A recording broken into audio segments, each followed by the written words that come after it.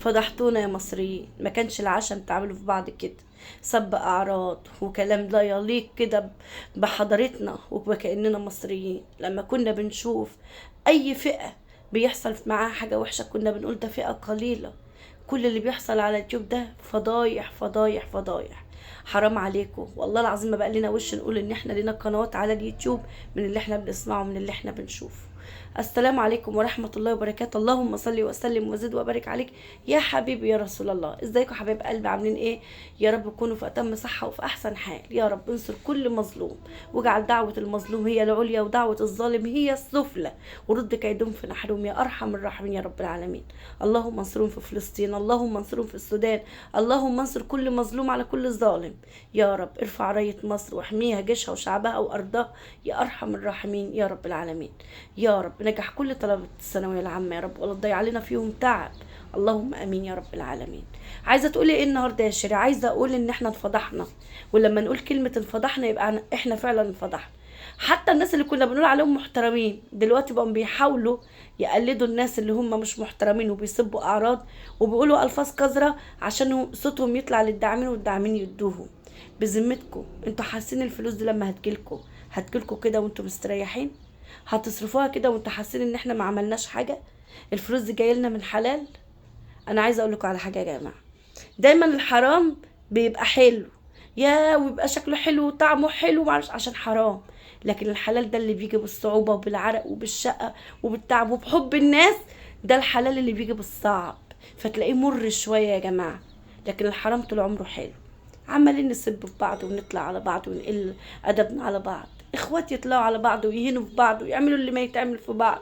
عشان خاطر ايه؟ عشان طول ما انا طالع على اختي هيجي لي دعم، طول ما اختي طالعه عليا هيجيني دعم. طب ده يرضيكم؟ طيب ما انتوش مكسوفين لما بتقولوا احنا لينا قنوات على اليوتيوب؟ قناه فلانة الفلانة على اليوتيوب. يوتيوب مين يا ماما؟ يوتيوب دي بقت منصه طرحه كل القذاره. انا بقيت بتكسف بعد ما كنت فخوره ان ليا قنوات على اليوتيوب، انا بقيت بتكسف من كميه السب والاهانه والشتيمه وقله الادب. واللي ما يعجبوش حد يطلع له صوره، واللي ما يعجبوش حد يألف تمثيليه عليه وخلاص. انت كنت مع كذا، انت عامل كذا، انت حامل من كذا. ايه ده؟ ايه ده؟ انتوا ما بتخافوش ربنا؟ انتوا ما بتقولوش ان احنا ممكن نموت في ثانيه؟ انا مش عارف، لله الامر من قبل ومن بعد على اللي انا بشوفه اللي انا بسمعه. تطلع قناه اسمها نقد، دي قناه نقص مش نقد اصلا. انا عمري ما هسميها قنوات نقد، لان قنوات النقد اللي تبقى محايده وتقول كلمه تصلح، ما تقولش كلمه تخرب. تقول كلمه تصلح ما تخربش.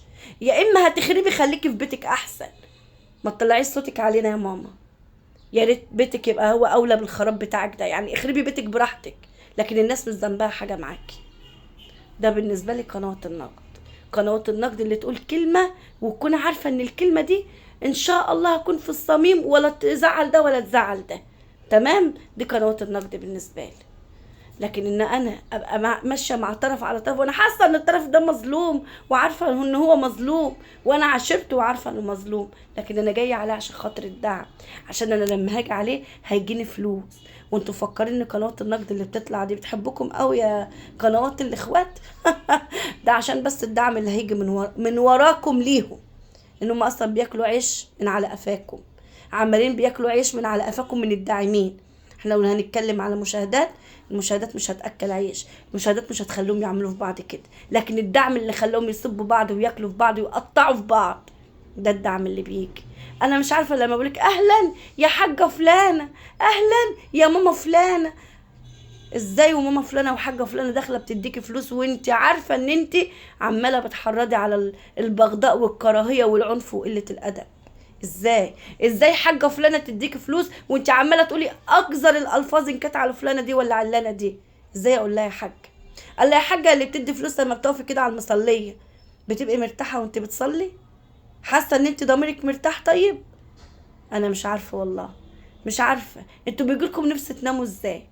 البيت يا جماعه اللي كان فيه طليق لولا فادي طبعا الله يرحمه ويصبر قلبك يا لولا، لان فعلا انت بجد انسانه نظيفه بجد، عشان انت نظيفه فما انتش مش لاقيه حظك على اليوتيوب، مع اني والله العظيم انت فيديوهاتك كانت قمه في الادب والاخلاق.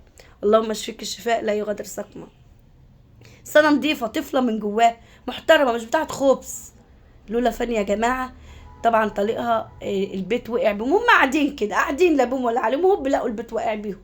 واحنا عمالين بقى يا مرة يا كذا، يا بنت الكذا، يا بتاعت كذا، يا اللي انا مش قادره اقول الالفاظ، ان انا لو قلتها اخد نفس المعصيه بتاعت اللي بيقولوها، فانا مش قادره اقولها.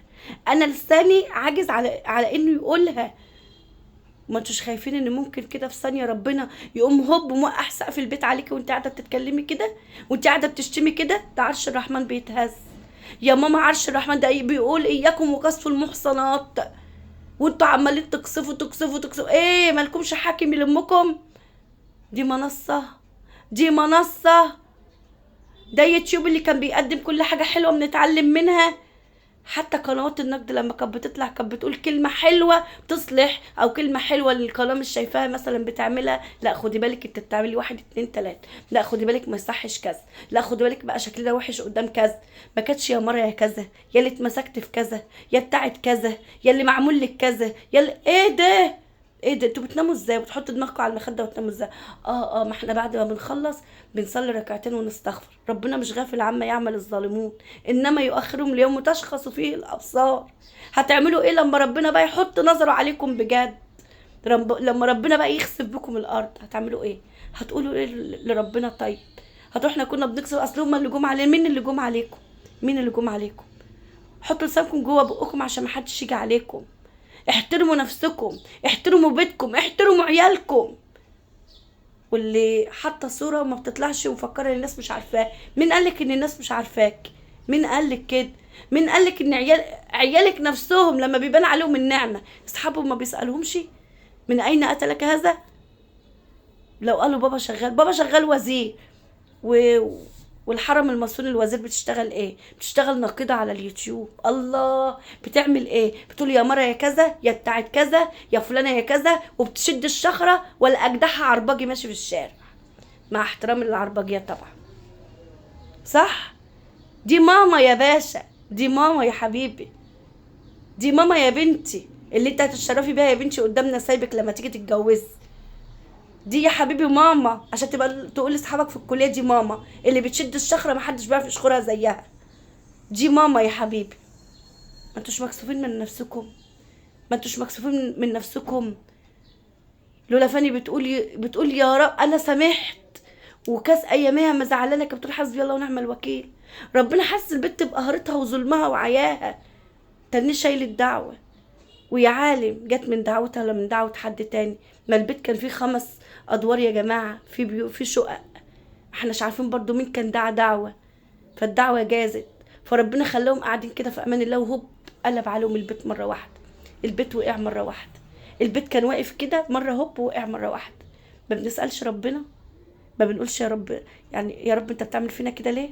اصل احنا محترمين، اصل احنا مصليين، اصل احنا مقيمين ليك يا رب، اصل احنا يا رب عاملين كل اللي علينا. ما احنا كلنا عندنا اخطاء، كلنا عندنا اخطاء، بس في اخطاء ممكن نتعداها وممكن نبطلها وممكن نحرمها، لكن في اخطاء ربنا مش هيسامح فيها.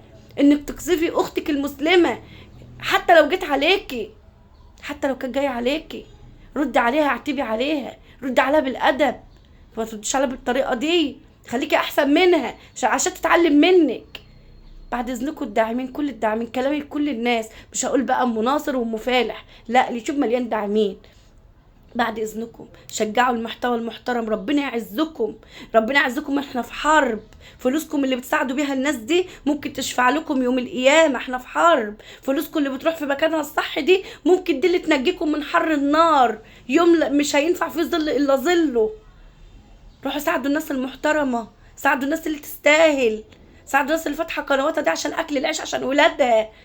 الست اللي محتاجه، ارمله بتربي اولاد، مطلقه بتربي اولاد، معاها جوزها بس ظروفها بسيطه مفيش، والحياه صعبه، دول اللي يستاهلوا. واحده طالعه تسب ومحتاجه، لا مش انت محتاجه وبتسبي؟ لما تبقي تحترمي نفسك هبقى اديكي، عشان لما تشوفي كل الداعمين بيدوا للمحترمين المؤدبين تتعلمي الادب وتبقي محترمه انت كمان.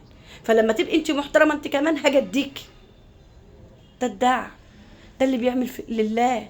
ولا نريد منكم جزاء ولا شكورا. انا حزينه من جوايا، انا مقهوره، دي منصه، دي المصريين بيعملوا في بعض كده عشان الفلوس؟ ده اللي محترم اتعلم قله الادب، اتعلم الا من رحمه ربي. إلا من رحمه ربي.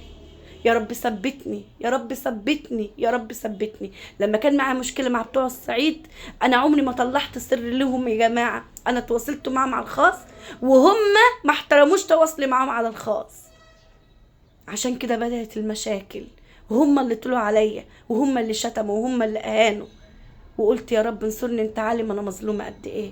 اللي لسه بيقول عليكم محترمين ولسه معاكم، انا بقول يا رب تجرب اللي انا جربته.